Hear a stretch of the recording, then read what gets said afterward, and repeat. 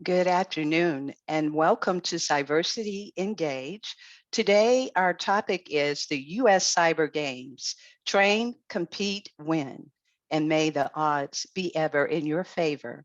Today's event is in partnership with US Cyber Games. The Cyversity Engage program is designed to grow, develop, and highlight careers, opportunities, and contributions of diverse talent within the cybersecurity space. Some of the topic areas covered are career development, career spotlight, transitions, leadership, as well as technology talks. Diversity highlights are also included in the monthly Engage program. Here you can find a few.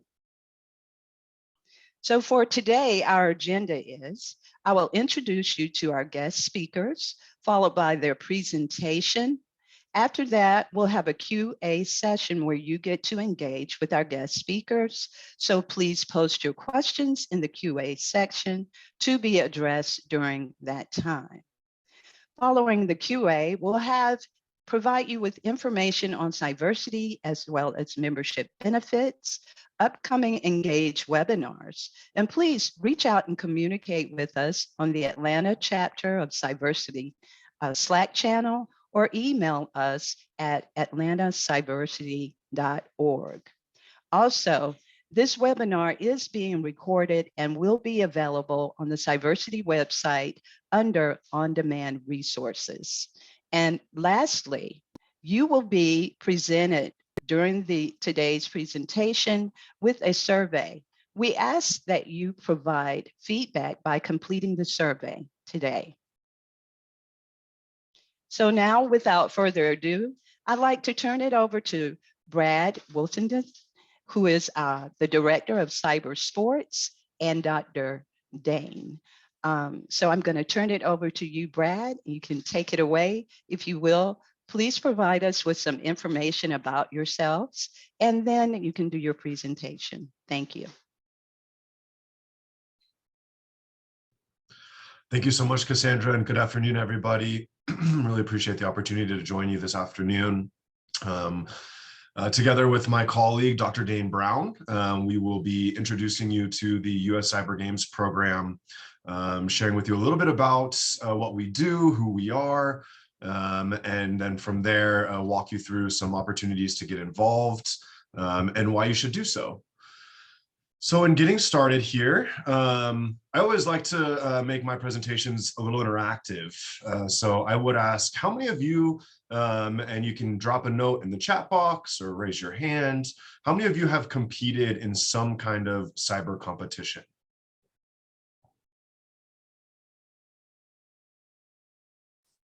Wow, okay, wonderful. So as Cassandra mentioned, my name is Brad Wolfenden. I'm the Director of Cyber Sports at Play Cyber. Play Cyber is founded by Katzcy. It's a women-owned small business based out of the DC metro area.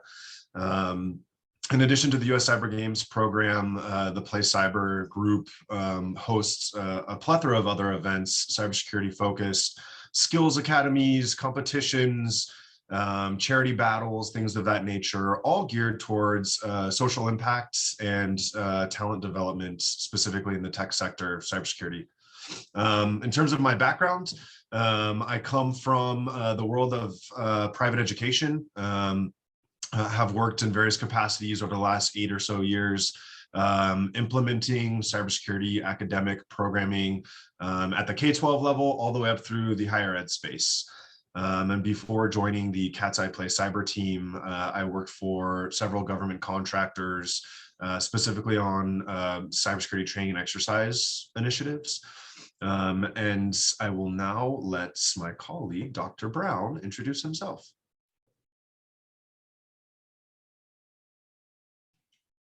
All right, great. Thank you, Brad.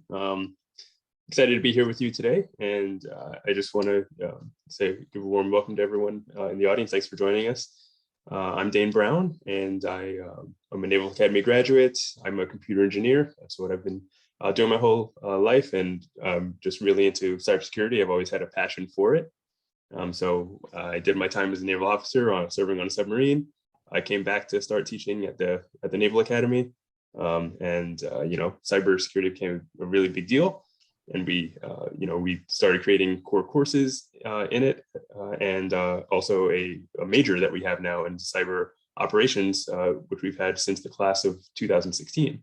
So I've helped in the development of both of those, and I still teach as faculty there. They sent me to get a PhD, which I completed at Virginia Tech, and I've been working, in the cybersecurity space since then, working on CTFs, right, capture the flag challenges with my students, as an engaging hands-on way for them to learn the different real-world cybersecurity concepts. And so, when the cyber games came about, a chance for us to compete on an international level, I thought that was a really great fit. And that's why I wanted to join this program. And it has been incredible working with the talent from all around our country, the young people who are eager and super excited to do this.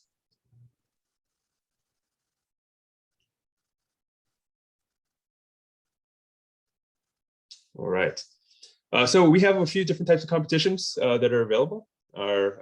What I just mentioned was, there's Jeopardy, Capture the Flag style. And so we call those, CTFs. And in them, you get challenges from different categories, right? There are a few well-known categories in these Jeopardy style CTFs, which are, cryptography, forensics, reverse engineering, binary exploitation, and also kind of web challenges. But also sometimes you'll now see things that are more towards firmware embedded system kind of challenges. And then there's some kind of miscellaneous, sometimes pure programming challenges. So sometimes it varies a little bit there as well. But there's quite a few competitions that that go by this style, right? Really popular is Pico CTF for absolute beginners. If it's your first CTF, you probably just want to start and try with Pico CTF because it has stuff that brings you all the way up from the beginner to kind of the intermediate level. Then there's, this attack defense style CTF, right? So I was the red versus blue coach for the cyber games, and this is what you have, right? You set up your network, and then there are some vulnerable services in it, and the competitors all have their network set up, and so you're trying to attack the weaknesses in theirs while you defend the weaknesses or vulnerabilities on your team's side. And so this is done even, at the most popular CTFs known out there, like DEF CON, which is coming up in August. There's other pieces of cybersecurity that, are not just in that highly technical space, right? Cybersecurity is not just technology focused, but it's also people focused. So there are social engineering competitions as well, which are kind of taking advantage of kind of the nature of people, right? The way that you will be trusting and give away information that can actually allow people to compromise your systems, right? Thinking about how you relate, dates that and people and names that to passwords and things like that. And then finally, there's policy, right? A lot of the breaches that happen aren't necessarily just based on technical shortcomings. They're based on policy and the way that things are intentionally set up.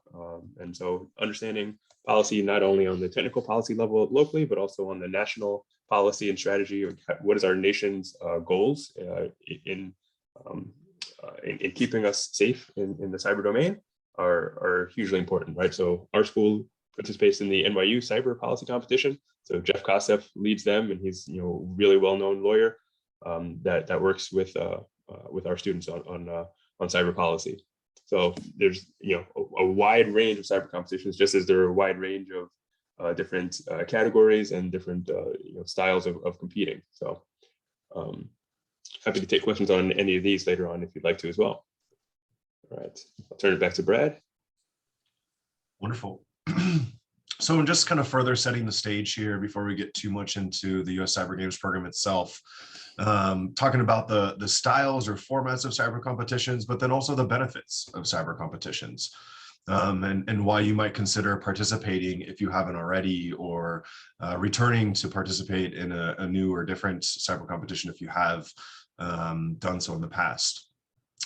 So cyber competitions have many benefits and a proven history of developing skills and connecting talent to careers in the field.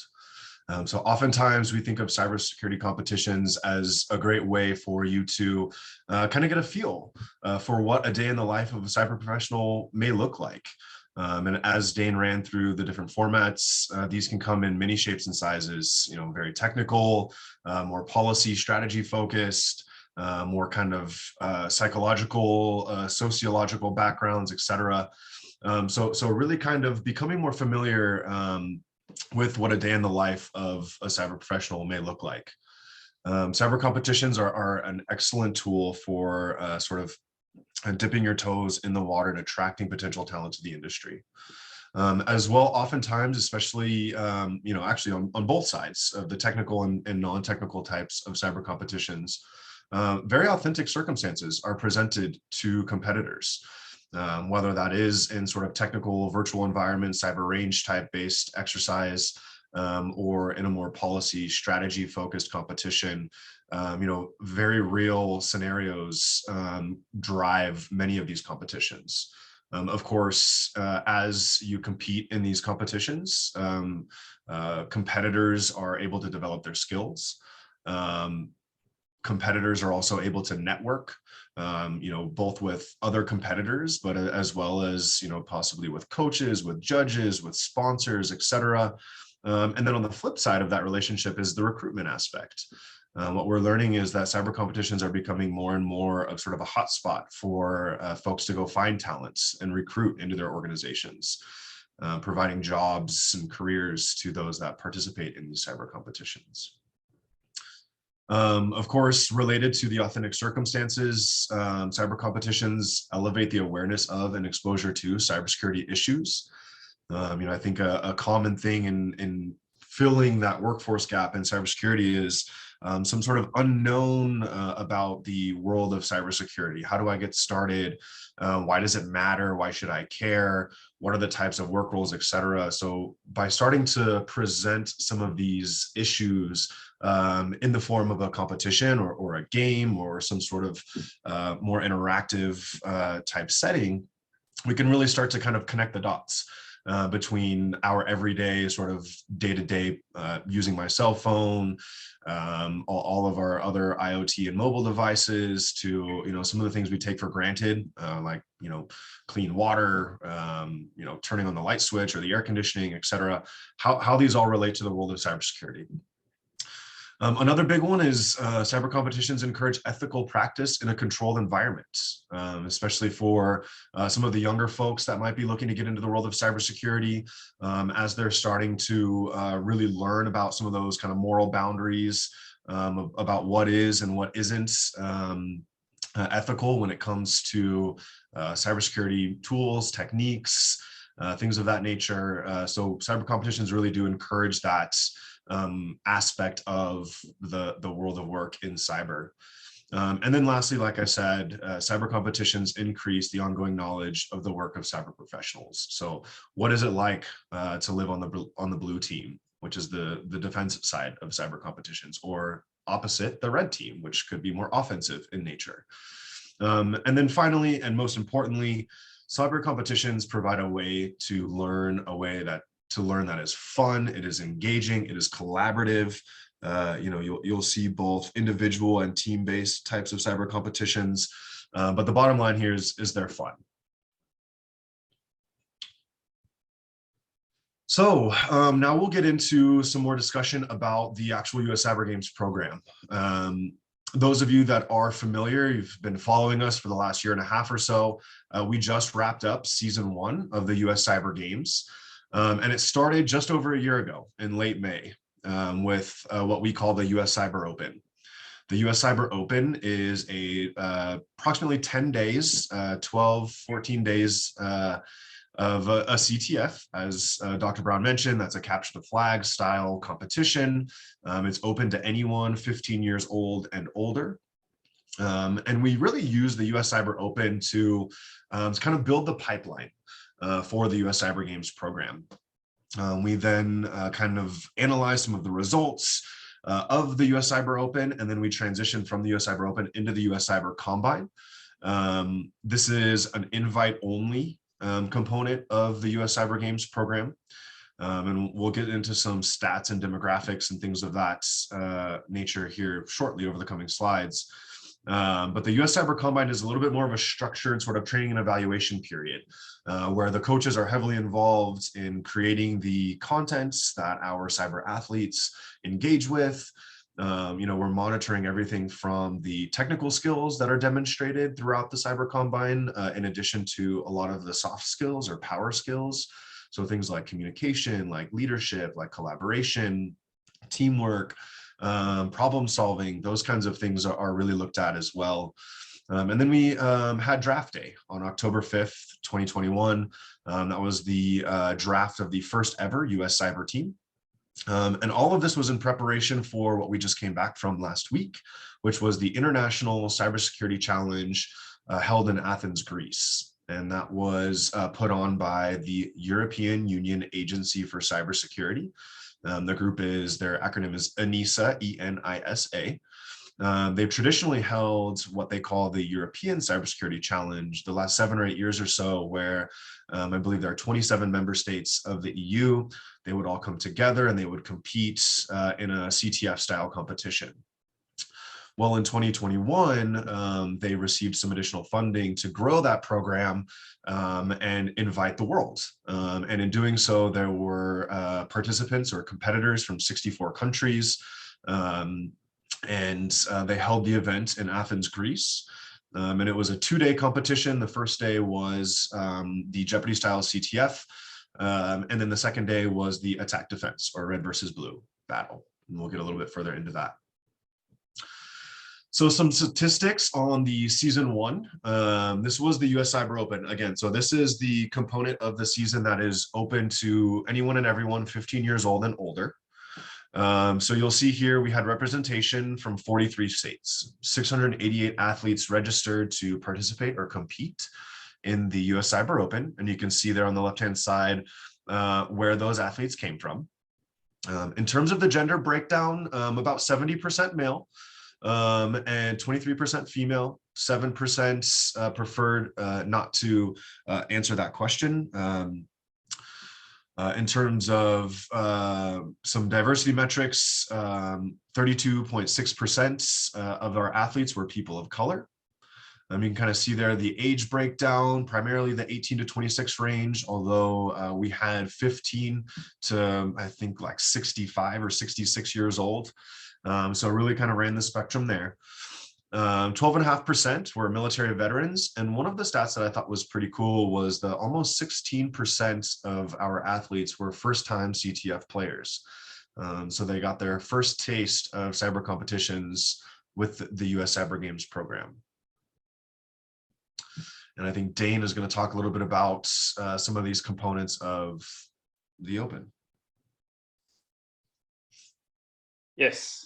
All right. So I mentioned before, right, we have a few different categories that are kind of common to CTFs.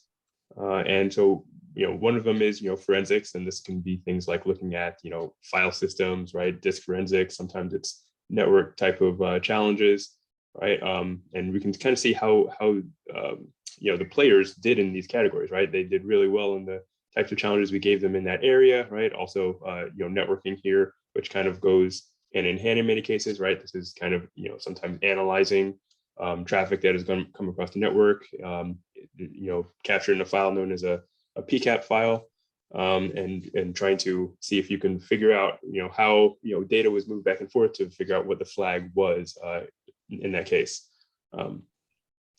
Kind of surprisingly, right? We have a decently high score here in reverse engineering, right? Because reverse engineering is, along with binary exploitation, some of the harder, more challenging categories for folks who are just getting started, who are getting into this, because you need to know a lot more about computer systems, how they're operated, what programs look like, and how they run once they're instantiated. So just a really good performance all around. And we try to bring in coaches that have a good amount of experience in various areas here, right? One coach is really great with web exploitation, a couple of us who do reverse engineering and binary exploitation, those who are good with networking, forensics. So we brought in our our coaching staff and tech mentors to help our athletes kind of fill in the gaps in any of these areas. You can see by numbers what the challenge breakdowns kind of were. And we can see about a fifth of them being between the web and the reversing and exploitation side of things, right? Just a few less with forensics and cryptography, and then our network security here. So yeah, it's the first season, and we're kind of figuring out, okay, what are we going to make our standard set of challenge categories? I think reconnaissance was kind of something that's new, and we may be kind of going back towards the traditional set of them, just so we can see realistically where all of our athletes break down against what you would typically see in a CTF. Great. Now, one of the other aspects of the Season 1 US Cyber Open, and then also into the Combine, what that you'll see is the digital badging efforts. And part of the US Cyber Games program, as our athletes engaged with various challenges, assignments, exercises, they were able to earn badges. And these were distributed, of course, digitally from the US Cyber Games program. They're all mapped back to the NICE framework, which is a fantastic resource for those of you that are familiar. You've probably heard of the National Initiative for Cybersecurity Education, or NICE. Those of you that may be less familiar with NICE, it is under the NIST, federal organization NIST, which is the National Institute for Standards and Technology. And the NICE program office has published what's called the NICE Cybersecurity Framework, which is an effort to kind of create common lexicon in and around cybersecurity workforce, both from an educator perspective, from a hiring or kind of human resources perspective, as well as from a learner perspective. And it really breaks down the different types of work in cybersecurity. At the very top, the framework starts with 7 overarching categories, and then it breaks it down into specialty areas, and then work roles, and then it actually breaks down each of the work roles into what they call knowledge, skills, and abilities, and tasks. And so what we've done is we've taken the various categories that Dr. Brown just went through from the CTF perspective. You'll see here binary exploitation, cryptography, forensics, etc. And then we've sort of looked at the skills that are required to successfully complete some of those challenges. And as our athletes engaged with those challenges or exercises, problem sets, etc., they were able to earn these badges. And many of you are familiar with the concept of digital badges. They're quite easy to post on your LinkedIn page, add them to a resume. It just adds some sort of kind of a tangible factor to the work that you contribute to the program.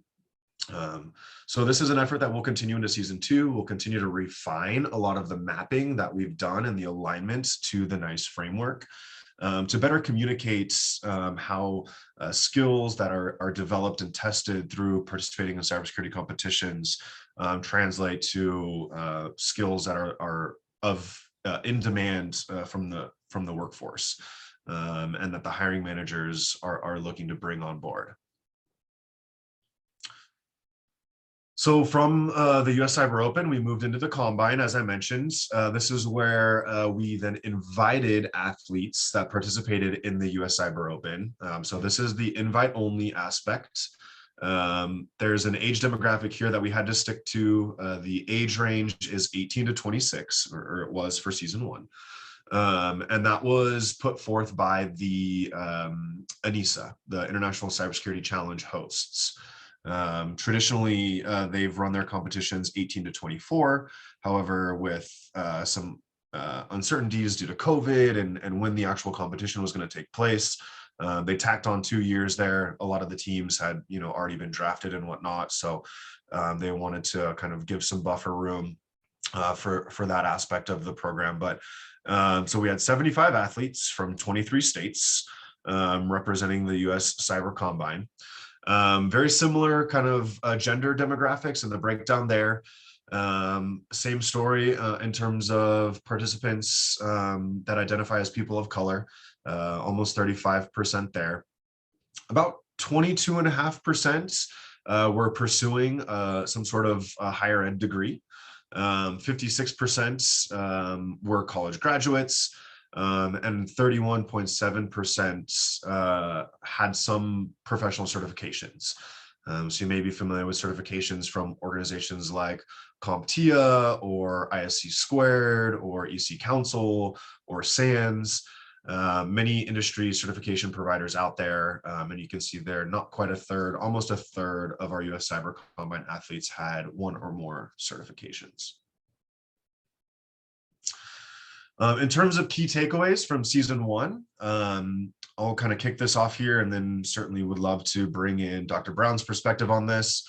The first key takeaway, and this was big in my boat, mapping cyber competitions and games to the NICE framework makes competitor and participant outcomes more tangible, right? So a lot of what we're working towards in developing the next generation of cybersecurity professionals and supporting, filling the gap, the workforce gap that exists in and around cybersecurity. I'm sure many of you have heard lots of different numbers.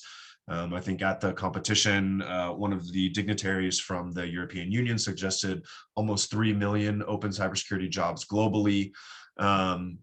So making participation in cybersecurity competitions more tangible is hugely important because our athletes invest quite a bit of time in their training, in their preparation for the US Cyber Games program. And we want to make sure that they have something that they can show, a potential boss, put on their resume, add to their LinkedIn profile, to really kind of display their successes and their efforts, and what came of the time that they contributed to the US Cyber Games.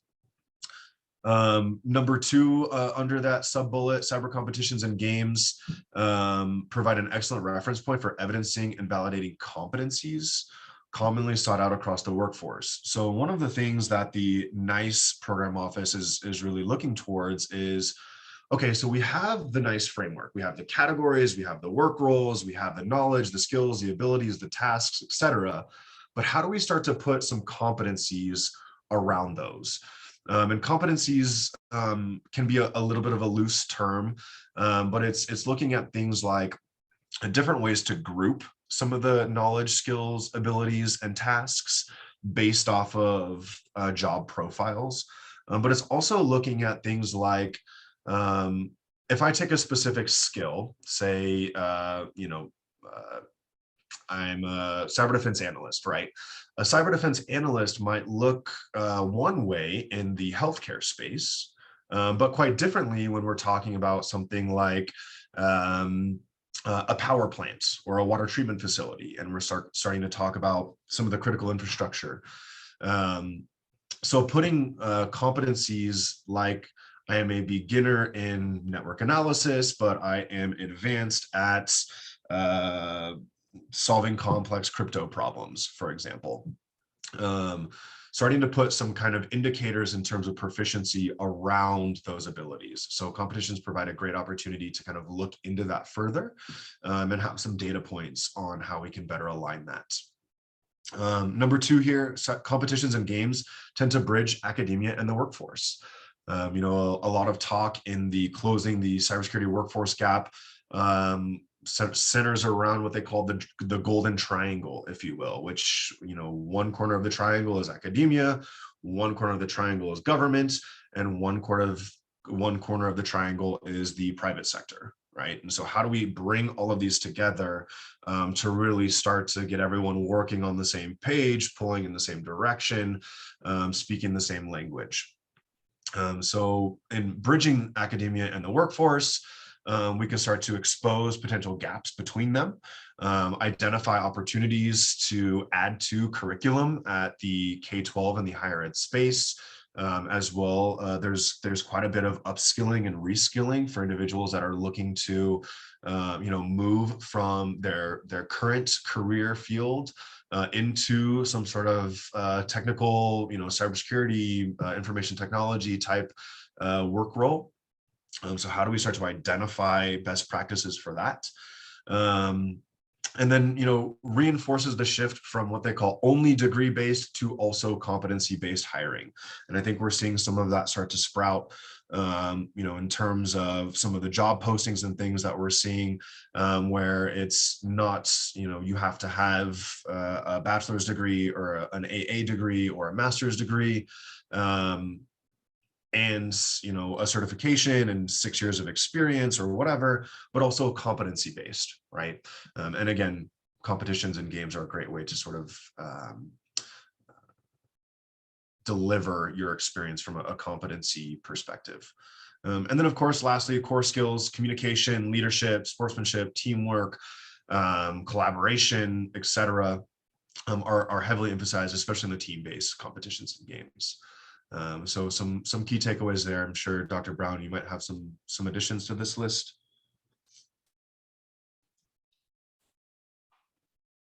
Sure. Yeah. I first of all, I'd say, I agree with everything Brad said. He really set the stage really well for what we're trying to do there. And I think that these competitions do something that is really important for our workforce, which is, there are a lot of issues, like Brad was just saying, with with the hiring of somebody needing all these different credentials. You need your degree, you need certifications, you need X number of years of experience just to get an entry level position, and you just see all the complaints about that all over online. It's like, hey, how am I supposed to have several years of work experience looking for this entry level job?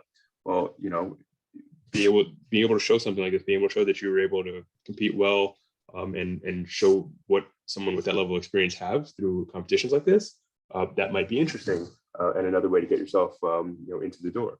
On the other side, being that these competitions are super helpful for showing that you actually have the tangible skills, right? Like we talked about these certifications in the first place, there's lots of these technical certifications and many jobs to say, okay, in order to do kind of this role, there's this certification out there from, whether it's SANS is one of the places that's popular to get these from. There's a good number of these kind of certification bodies that say, hey, you are certified to do this technical skill, right? CEH or CISSP. But at the end of the day, you're taking a test there, right? So it doesn't really show the difference between someone who's necessarily good at just taking tests or good at reading a book and getting a lot of right answers, versus someone who is actually really skilled at doing what they need to do day in, day out, in that job, in that work role, right? So these competitions kind of have this live, active component of you actually doing what is necessary to be successful. And if we do a good job here of lining those up with real world work roles, then we're hoping that can be something that either supplements or entirely, if necessary, supplants the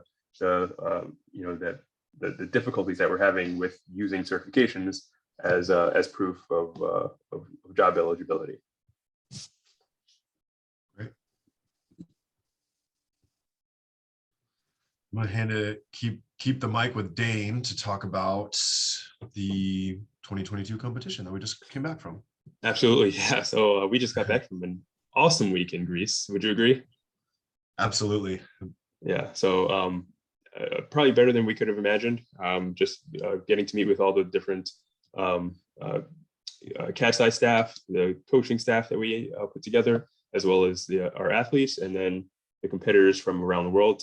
You can see everyone is hungry, but they're all just really motivated, really bright young individuals, right? They are the kind that make you feel good about our future, of who's going to be defending our networks, for the years to come. And we all were there competing to win, to do the best we possibly could, and we gave it our absolute best effort. And so I for one am really proud of the effort of the United States team to come to this competition, and we brought home the bronze for our country. So in third place, in our first time ever competing in this competition.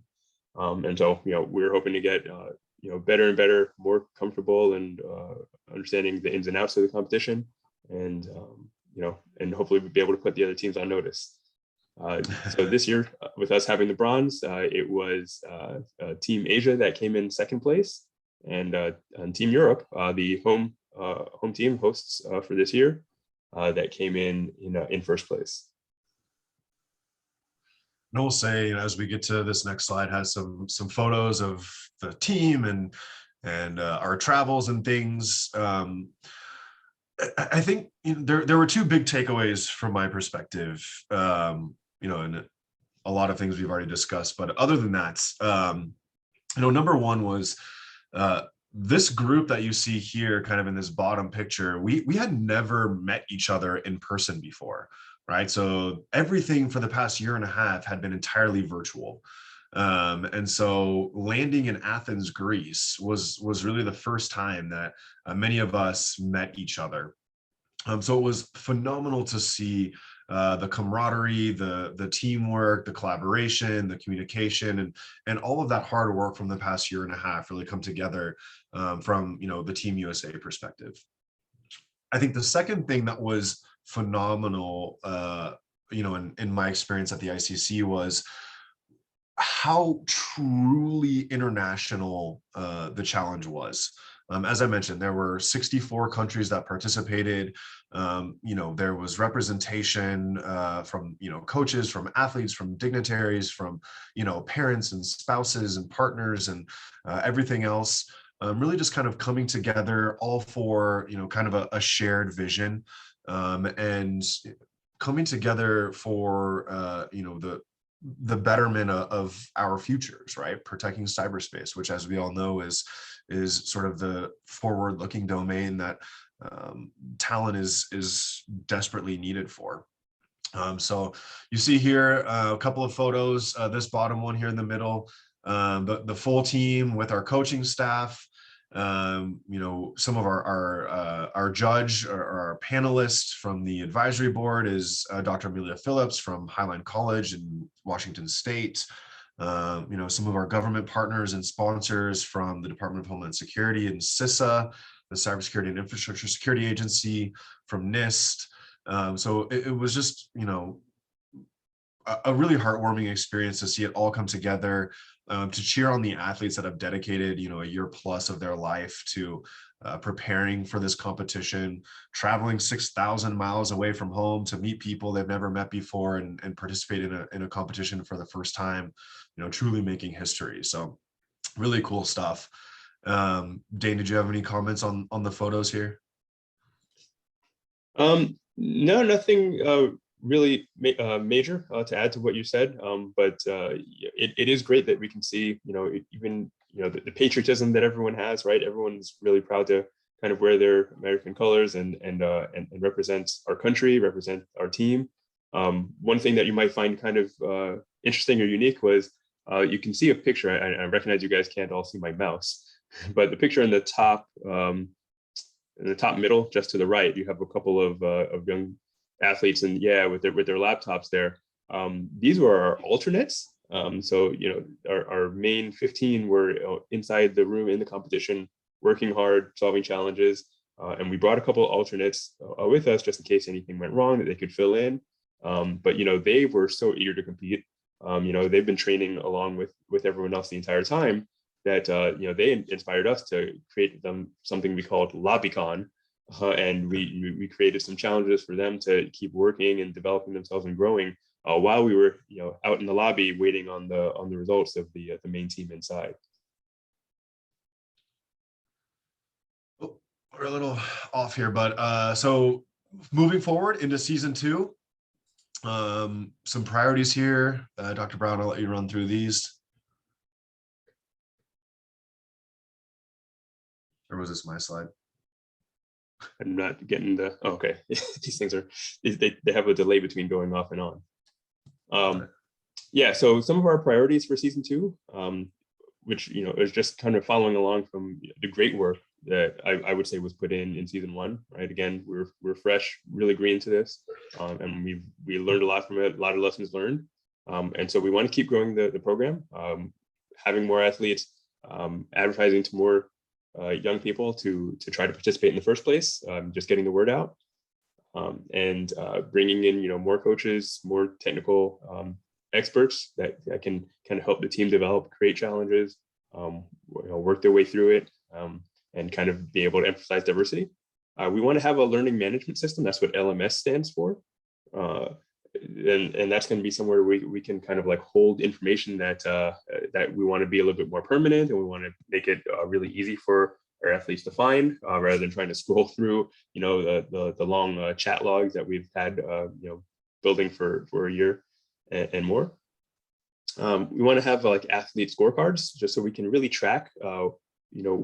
Even though we're working as a team, it's really important for us to develop some individual skills to really high levels, because there are different categories where we need a good amount of strength. So we're going to try to have that balance between having category experts, as well as people who can balance together, see the overview and strategically put us in a good place to win. All right, and of course we want to emphasize the connection between the skills gained in the competitions, right, and our in-demand skills across the workforce. And I know we just spent a slide talking about that a couple minutes ago, but we want to realize that's a really important thing here. These aren't competitions just for the sake of playing games. They're competitions for the sake of getting better, right, and also helping with that workforce gap that so many people have been complaining about. We want to show everyone that this expertise is real and tangible, right? And of course, most importantly, we want to win, right? We definitely want to take home the gold for USA, and we're going to keep trying that every single year. So in terms of the timeline here, we are just around the corner from kicking off season 2. Actually, a week from tomorrow is the virtual kickoff event. This is every year for the kickoff. We invite various guest speakers, panelists, moderators. We're fortunate enough to have Director Easterly. Jen Easterly is the director of CISA. She will be providing our opening keynotes. We have Rodney Peterson, who is the director of NICE, closing things out. And in the middle, we'll have a season 1 athlete panel. We'll have a panel on pathways into cyber. We'll have a CISO panel on high performing teams.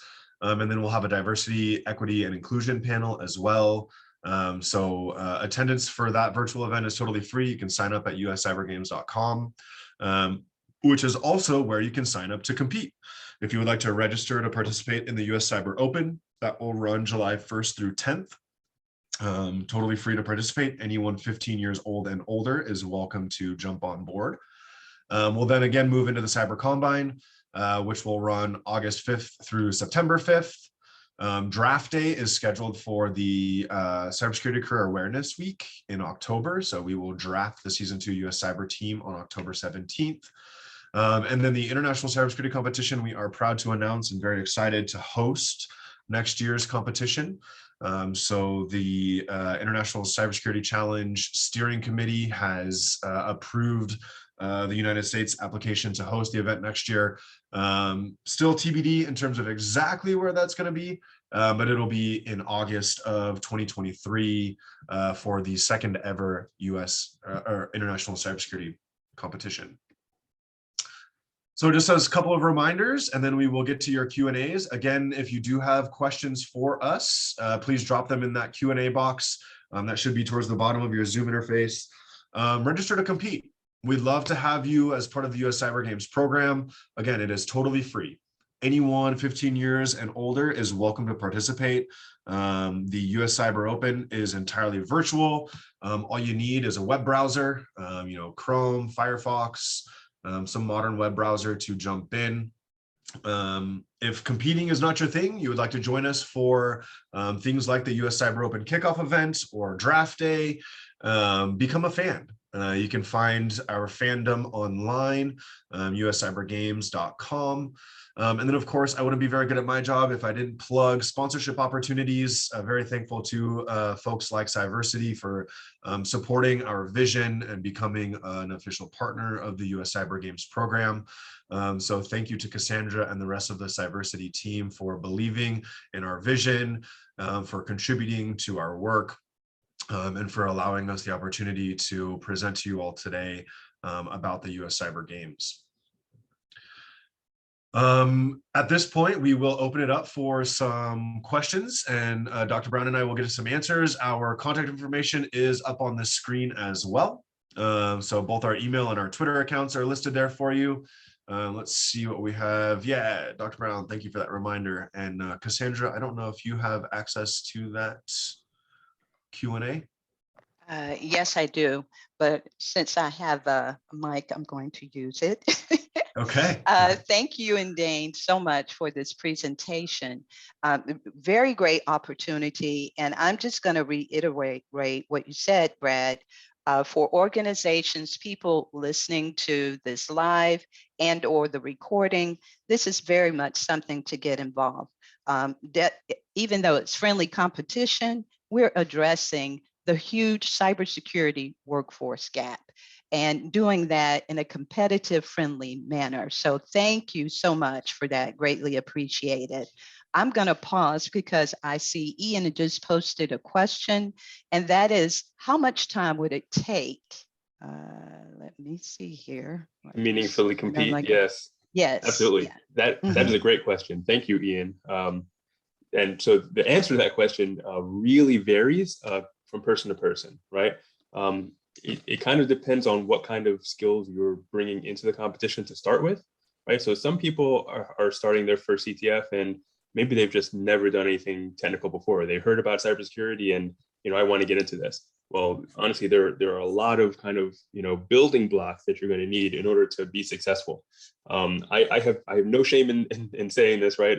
Just as a personal anecdote, even having a master's degree in computer engineering, when I did my first CTF, like I didn't score any points. I didn't get any flags the very first time I competed because I didn't really know what I was looking for. I didn't know kind of how to apply, just the academic stuff that I brought into a classroom into the kind of the way that the organizers are going to kind of phrase things and tell you to kind of learn new stuff along the way. That's really what you have to do there. So you have to be kind of in that mindset. So you can come in knowing a lot, but it's more about being able to be the way our head coach TJ O'Connor says this. It's being a divergent thinker, right? Someone who can be able to pull together, little bits of information from lots of different areas that you know about in order to get yourself towards the solution. And so that takes time, and it takes a different amount of time for everyone. Some people might just be good natural divergent thinkers, and some people might need to see some challenges, see some write-ups that people have done beforehand, see some like walkthrough YouTube videos of challenge solutions before that process starts to click. But if you're quick at that, then you can be in good shape. But also if you have a lot of those building blocks of knowledge going into your first one, maybe some of those web challenges. If you've been a web developer and designer, and you've been working with JavaScript and some of the vulnerabilities, then maybe it's going to be easier for you to answer some of those questions. But maybe it's going to be harder and take you longer to learn things on the reverse engineering side and doing the binary analysis part. So it's all kind of about where you come in on your journey and kind of where you're trying to go. But great question. And I would just add to that, if you remember from one of our previous slides, about 16% of the almost 700 athletes, that was their first time ever competing in a CTF. So it truly is open to anyone that has interest in sort of exploring the field.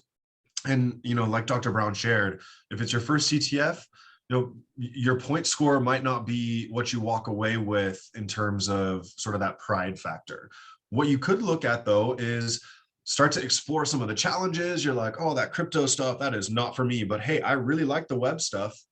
And that could kind of be that sort of like jumping point for you to really kind of find your knack in the field and an opportunity for you to kind of dive in a little bit deeper.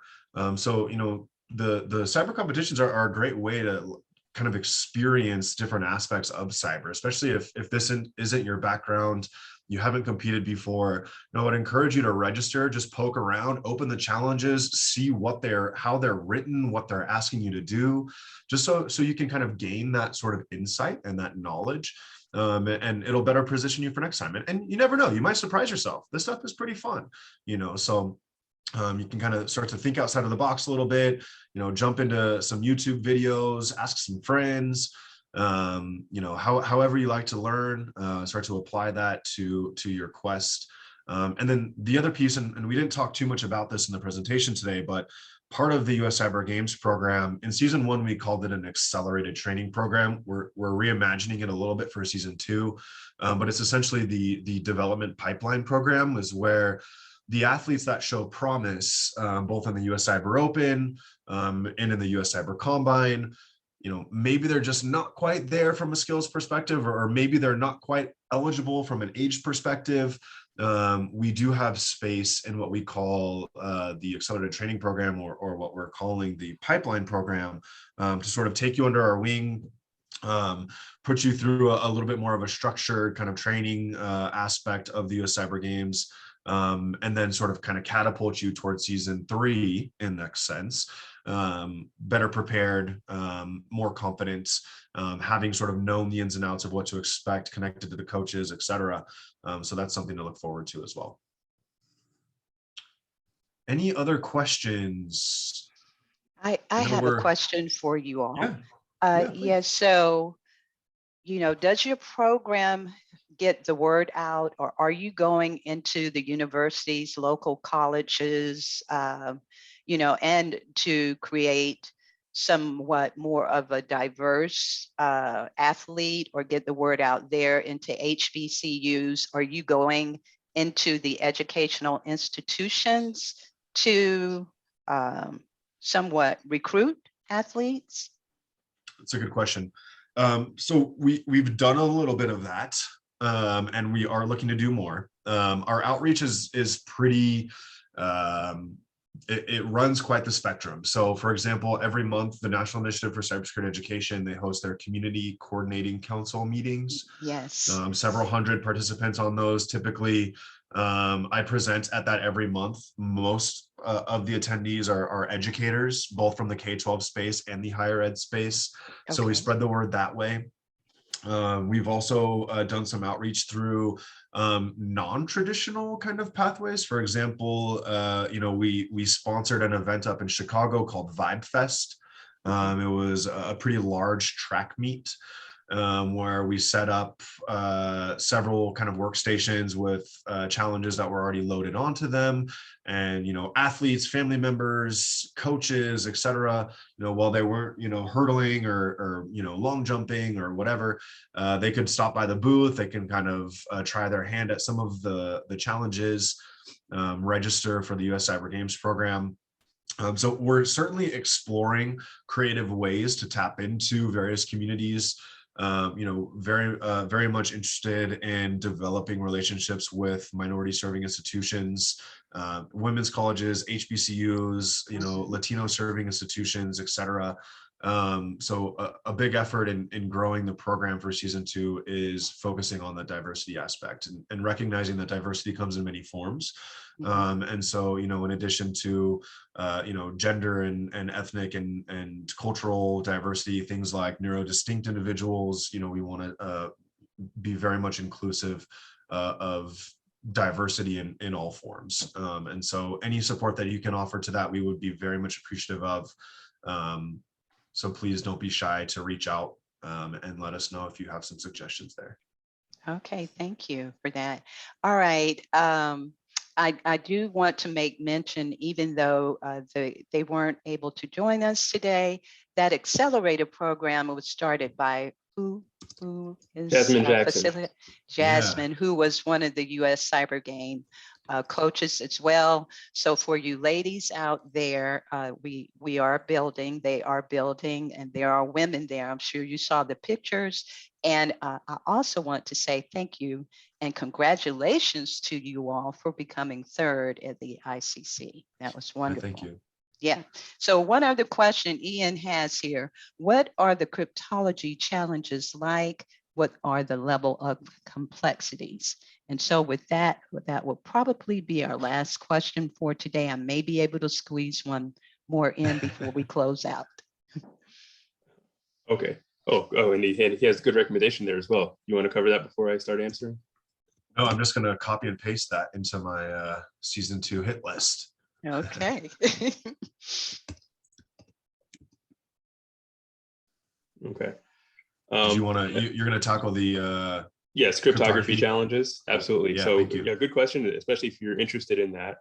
So cryptography challenges kind of start off of a basic understanding of math, right? Understanding of a little bit of, it could be, often you get questions that are a little bit based in linguistics and understanding things like, frequency analysis and repetitions of different characters and where they fall in your language, because they will vary from what are known as classical type of ciphers that you want to solve. Things like the Caesar cipher that was, reputed to be used all the way back from the times of Caesar to kind of hide messages and to be able to share them, for military operations. And then going over in the last millennium, things like the Vigenère cipher. So these were things that were kind of invented by, kind of mathematicians, over the last several centuries, until we got up to what we call now the modern era of ciphers, which are based on the fact that we have computers now that can operate, many thousands, millions of times faster than the human brain and hand, right, in solving these things and working your way backwards and doing the analysis. So now we have these modern ciphers, things like AES, the Advanced Encryption Standard, and on the symmetric side, and then we have asymmetric cryptography, right? Things like RSA, it's not just the name of a conference, but also a really well-known asymmetric encryption algorithm, and things beyond that, right? ECC and so forth. So it's kind of what they're meant to do is to show you a little bit about how these algorithms work and maybe show you some weaknesses, right? If there are weaknesses in implementations that have been found throughout the years, often challenges will be designed around saying, hey, I've encrypted this thing with, this with this algorithm, but you need to go find the weakness in how that was implemented and be able to, in some form, work your way back to deriving what the key was and being able to decrypt the data. So those are the kind of challenges you might see kind of frequently in cryptography. Thank you, Dane, so much for answering that question. Ian, you have some very good questions. So any parting words or any lasting words that you would like to leave before I close this out with a little bit more information about Cyversity? No, I just I really want to thank you again for the opportunity to be here. This was great. I really like the mission that you have, and I like the I'm appreciative of the amount of attention that's being given not only to cybersecurity as a field, but also the importance of the education, right? Bringing together people from a wide variety of backgrounds to kind of lead the next generation of our workforce through this. Definitely. Yeah, I would Brad? underline the thank you. Yeah, I would just underline the thank you, and encourage folks to kind of dip their toes. If cybersecurity is something you're looking to get into, competitions are a great way to kind of explore that and experience that. I'm happy to follow up individually. I dropped my email address again in the chat, so please don't be shy. Thank you so much. Greatly appreciate you, and thank you for a great presentation. I will see you at the Open. I saw and heard you mention some of the speakers there, so definitely will take part in that. Thank you. Okay, so a little bit about Cyversity and what our mission is to achieve the consistent representation of women and underrepresented minorities in the cybersecurity space through programs designed to diversify, educate, as well as empower. Cyversity tackles the great cyber divide with scholarship opportunities, diverse workforce development, get it, US Cyber Games is one of those, okay. Innovative outreach and mentoring programs. So some of the benefits: explore, access, develop, and connect. Explore the different cybersecurity roles through the tool cyberseek.org. I think that was developed by NICE as well. Also, there's a competency core that you can go in and assess your job readiness skills and then develop those skills through attending Cyversity Engage events, We provide scholarship opportunities in cybersecurity training, as well as their flagship mentorship program.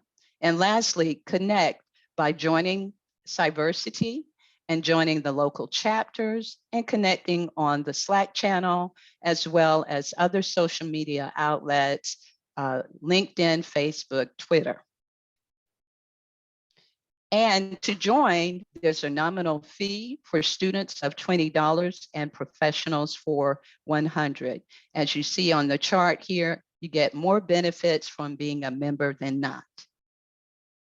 Lastly, I'd like to thank everyone for joining us today. Please don't forget to complete the survey to provide feedback. And here you'll find a few more upcoming Engage events. Please make sure that you join us next month for a Lunch and Learn with ISC Squared on your ticket into cyber, the entry-level certified in cybersecurity certification. This is a new certification developed by ISC Squared. So we hope that you will join us there. Thank you so much again, and everyone stay safe and stay connected. Thank you.